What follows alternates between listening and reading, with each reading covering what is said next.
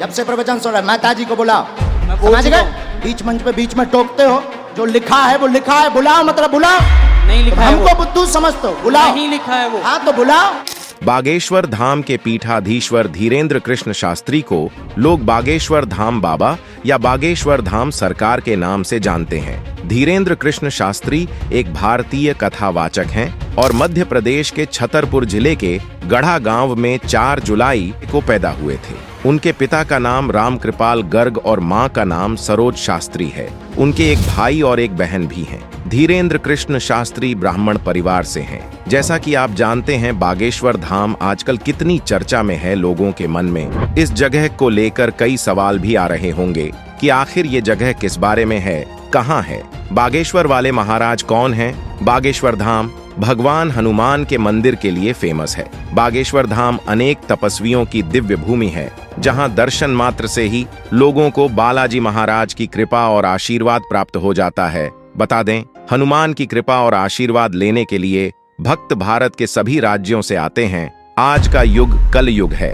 आज के युग में सतयुग वाले महापुरुष मिल पाना असंभव सी बात लगती है। साथ ही जब भी किसी बाबा को प्रसिद्धि मिलने लगती है तो ऐसे बाबा इन धर्म कर्म के कामों को एक बिजनेस बना लेते हैं और लोगों के साथ विश्वासघात होता है। दोस्तों, एक कहावत है, आए थे हरि भजन को ओटन लगे कपास। इसका अर्थ है ईश्वर का भजन करने आए थे, सांसारिक मोह माया और आनंद का मजा लेने लगे। ऐसे ही होते हैं ढोंगी बाबा या भोगी बाबा, इनका ईश्वर से न के बराबर लगाव होता है, जबकि पाखंड और आडंबर अधिक होता है। लेकिन हाँ दोस्तों, आज कल के जमाने में एक ऐसे बाबा हैं जो निस्वार्थ भाव से लोगों की सेवा करने में लगे हुए हैं। इनके दरबार में जो कोई भी जाता है, ये उसके मन की बात पहले ही जान लेते हैं। इन दिनों बागेश्वर धाम सरकार की चर्चा न केवल देश बल्कि विदेशों में भी जोरों पर है। बागेश्वर धाम में बालाजी महाराज का ऐसा चमत्कारिक मंदिर है जहां भक्त अपनी समस्याओं की अर्जी लगाते हैं और फिर सुनवाई होती है।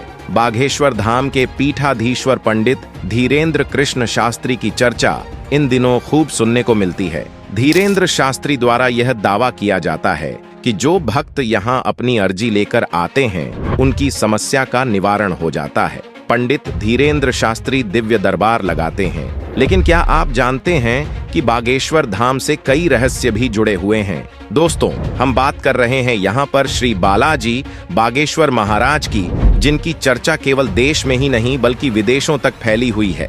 भारत के अलावा भी इन्होंने विदेशों में अपना दरबार सजाया हुआ है।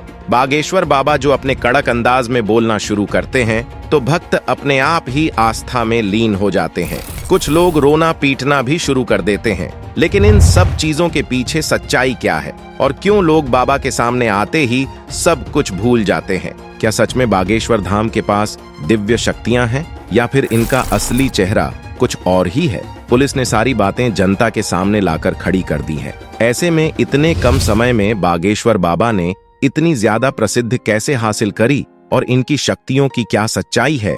क्या वाकई में इनके अंदर शक्तियां हैं या यह सब कुछ पाखंड है? आइए जानते हैं। दोस्तों, यह भारत का एकमात्र स्थान है जिसने साइंस और टेक्नोलॉजी को भी हिलाकर रख दिया है और सोचने पर मजबूर कर दिया है।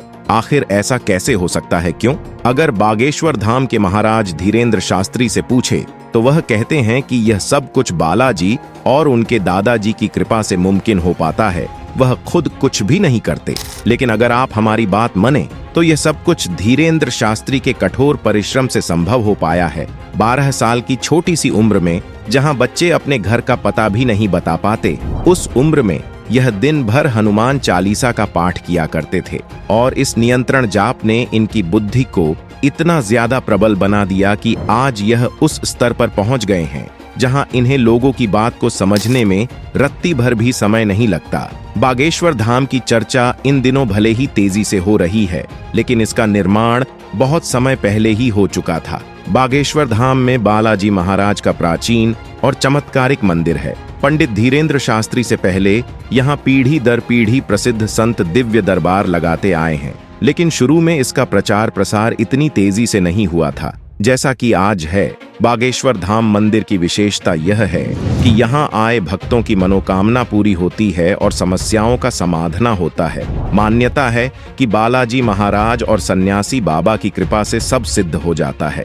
बागेश्वर धाम में धीरेंद्र शास्त्री से पहले उनके दादाजी भगवान दास गर्ग दरबार लगाया करते थे। धीरेंद्र शास्त्री ने दादाजी के शरण में अपना बचपन व्यतीत किया और दादा के साथ ही धार्मिक गतिविधियों से जुड़ गए। साथ ही साथ वे दरबार भी लगाने लगे और जन कल्याण के लिए काम करने लगे।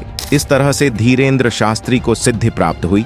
आपको बता दें, इनका जन्म बहुत ही गरीब ब्राह्मण परिवार में हुआ था, लेकिन गरीबी के आलम में अपना बचपन गुजारने के बावजूद आज धीरेंद्र कृष्ण स्वामी बड़े बड़े अरबपतियों को भी अपने दरबार में झुकाने की शक्ति रखते हैं। कहा जाता है कि धीरेंद्र कृष्ण स्वामी हनुमान जी के परम भक्त हैं और 12 साल की छोटी सी उम्र से ही इन्होंने बालाजी यानी कि हनुमान जी की सेवा शुरू कर दी थी।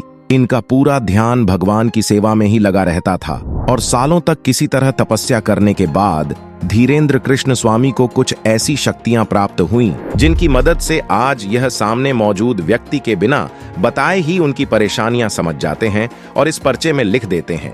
बागेश्वर बाबा ये तक समझ जाते हैं कि आप सच कह रहे हैं या नहीं। इनके द्वारा लिखा एक एक शब्द 100% सत्य होता है, जिसका सबसे बड़ा प्रमाण यह है कि आज तक कोई भी इन्हें झूठा साबित नहीं कर पाया। बालाजी के इस धाम में मंगलवार को भक्तों की भीड़ उमड़ती है और लोग बालाजी के दरबार में अपनी अर्जी लगाते हैं। बागेश्वर धाम में पर्ची लगाने की प्रक्रिया बेहद सरल है।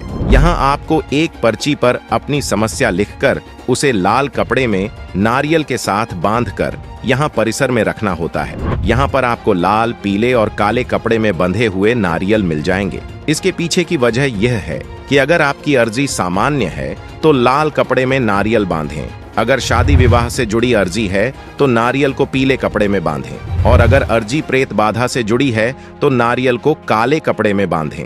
इसके साथ ही यह भी कहा जाता है कि अगर आप यहाँ आकर ऐसा नहीं कर सकते तो अपने घर पर ही पूजा स्थल में नारियल के साथ अपनी अर्जी लगा सकते हैं। ऐसा विश्वास है कि घर पर लगी अर्जी भी बालाजी सुन लेते हैं। आचार्य धीरेंद्र शास्त्री बताते हैं कि अगर आपने अर्जी सच्ची श्रद्धा से लगाई है और आपकी अर्जी स्वीकार हुई है तो आपको सपने में लगातार 2 दिन तक बंदर दिखाई देंगे। केवल एक दिन बंदर दिखाई दें तो यह माना जाता है कि आपकी अर्जी पहुंच चुकी है। अर्जी के स्वीकार होने पर घर के किसी सदस्य को सपने में 2 दिन तक बंदर दिखाई देंगे। अगर आपकी अर्जी स्वीकार न हुई हो, यानी कि आपको सपने में बंदर न दिखें, तो फिर से मंगलवार को ये उपाय करने होंगे।